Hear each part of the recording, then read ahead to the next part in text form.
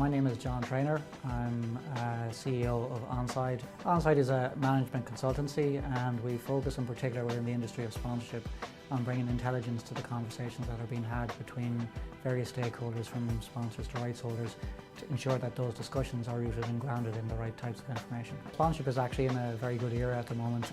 2017 saw growth of 10% in sponsorship, bringing it to a total of 179 million euros.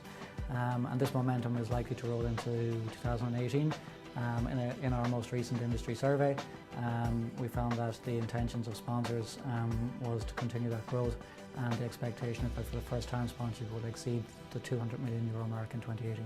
Sponsorship is big business, and the levels of investment that are being made by businesses are significant.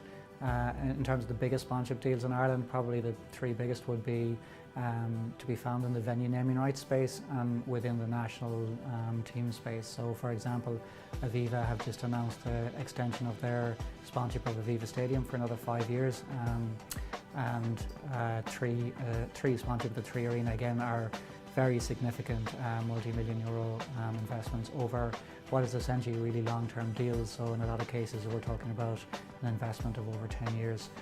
Beyond that, the national team, so the Irish soccer team and the Irish rugby team, would be significant investments as well.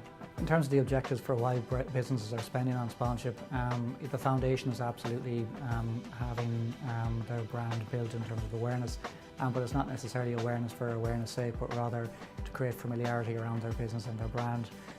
But for 2018, again through our survey of sponsors and spenders in the market, there's a kind of an increasing shift towards objectives including loyalty, so trying to use sponsorship to reinforce loyalty toward brands through rewards programs, but also very much in 2018 an agenda around promoting a community-based and corporate social responsibility type agenda. Yeah, sport commands the lion's share of sponsorship investments, so 7 and 10 euros that are being spent on sponsorship in the market will go towards sport. But in reality, the way the market is evolving and the challenge there is for sponsors to stand out in that reality, a lot of them are starting to reflect on other spaces. So while in 2018 the two areas that sponsors are particularly keen on is rugby and GAA, there's also a significant momentum around people looking at properties in the areas of community and cause related. Certainly the Irish sponsorship market is experiencing a supply and demand issue with the availability or stroke supply of good asset particularly limited. So again, clients that we're dealing with in the moment are all really focused on where is the asset, where is the next opportunity. So there certainly is challenges and gaps around availability of good asset. I think that forces creativity and forces sponsors to look at new spaces and new opportunities, or to maybe look at some sleeping giants. Good example where in 2017 Aldi looked at the community games, which was, is a really solid property within the Irish market, potentially had an opportunity for a brand to come in and kind of give it a new lift in their involvement. So I think 2018 will be a year where there will be a lot more brands looking for new spaces and new opportunities. Yeah, I suppose within the challenges that the industry are facing in terms of standing out and breaking through the clutter, there's a need for sponsors and rights holders to find ways to cross, for example, sport with other forms of entertainment. So in a situation where a sport could be blended with a music property or with a comedy property or something else, finding ways to get that crossover is important for sponsors who are trying to find sponsorship that can be different. I mean, another key indicator of the evolution of the sponsorship market in Ireland is the swing back towards a ratio of rights to activation, which is in the right balance. So up until 2 years ago, the spend on activation towards rights had been in decline. Last year started to see a return on that, and in 2017 82 cents was being spent against every €1 being spent on a rights fee.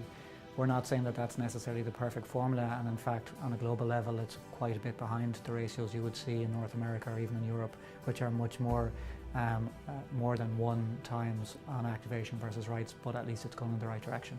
I guess within the context of a shortage or supply of properties and assets, I think, for example, in the GA space, there are clearly opportunities to work with some of the county boards, and I think there's an opportunity on both sides to grow revenue on the county board side, but also in terms of sponsors. Looking at, for example, Cork GA, who have built an outstanding new stadium in Cork, and the opportunity that affords itself in terms of new sponsors getting involved. working on a property like that.